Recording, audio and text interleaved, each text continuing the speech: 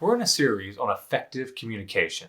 2 sessions ago, we talked about expectations and how the 3 C's can help minimize miscommunication. Last session, we talked about praise and how the PSA technique can help us give effective rewards and recognition. Today, we're going to talk about effective feedback. Now, the key word is effective. You see, too many times we just share advice. We give feedback. We blast someone and we don't even think if it's effective.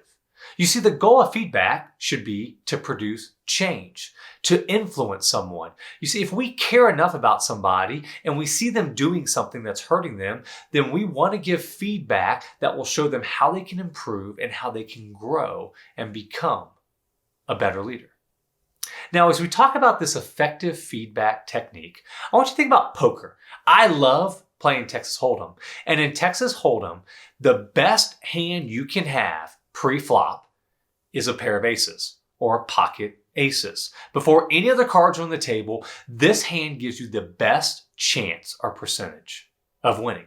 So I want you to think about aces when we talk about feedback, because this technique I'm going to share with you, it doesn't guarantee that the feedback's going to go well, but it gives you the best chance to influence through feedback. So the A stands for appropriate.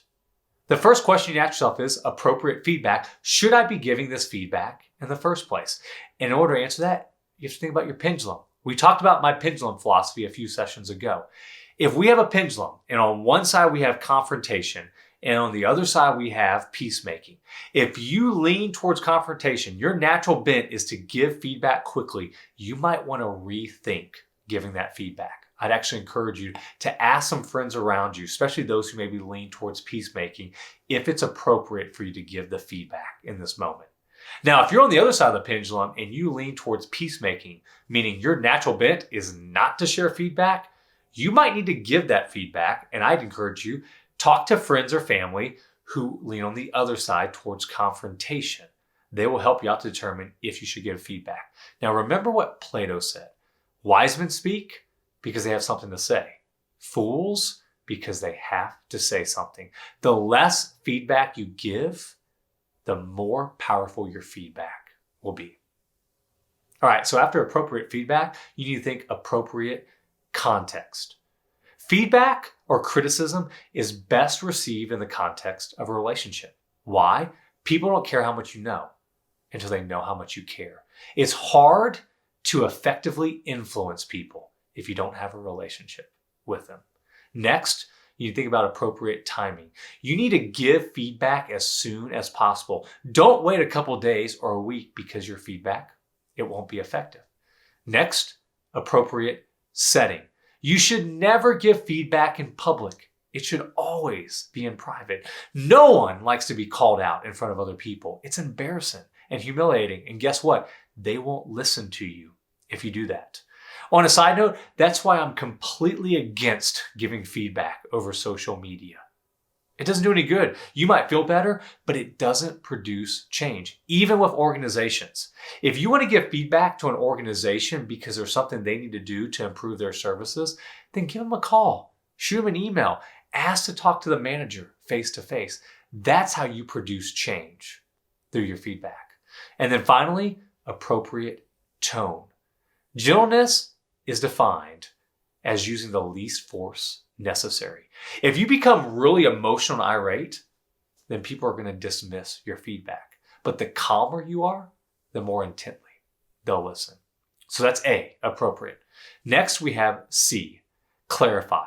You need to be specific about the behavior or the action you want to see the person change. Okay? Be very specific about it. Don't be ambiguous. Don't beat around the bush. And don't attack the other person. Focus on the action and explain why. Why is it a big deal to you? But more importantly, why will this change help them become a better person? E stands for explanation. Give them the opportunity to explain. You will not look very good if you just blast someone because they showed up late and then they proceed to tell you that the reason why they were late, they were up all night with their kid because their kid was throwing up and they got no sleep at all. You will feel this big. Let them explain. So after you're specific about the action, simply say, hey, can you tell me what's going on? You mind sharing with me why you were late? Give them that opportunity. And then finally, S, solution.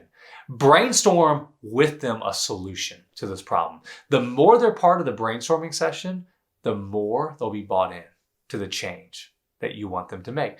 So simply after you talk to them, say, hey, what can we do to make this better? How can we fix this?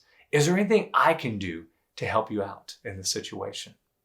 And then after you've given your feedback, it's like what we talked about last session. Catch them doing something right. All right, here's today's game plan. I want you to think to the last time you had feedback, whether somebody was giving feedback to you or you were giving them feedback. Replay that conversation through the lens of ACEs. What went well? What didn't go well? Write down how you can have a better solution so that next time you have to give feedback, your feedback can be effective. Let me leave you with our tweetable lesson. Criticism or feedback is best received in the context of a relationship.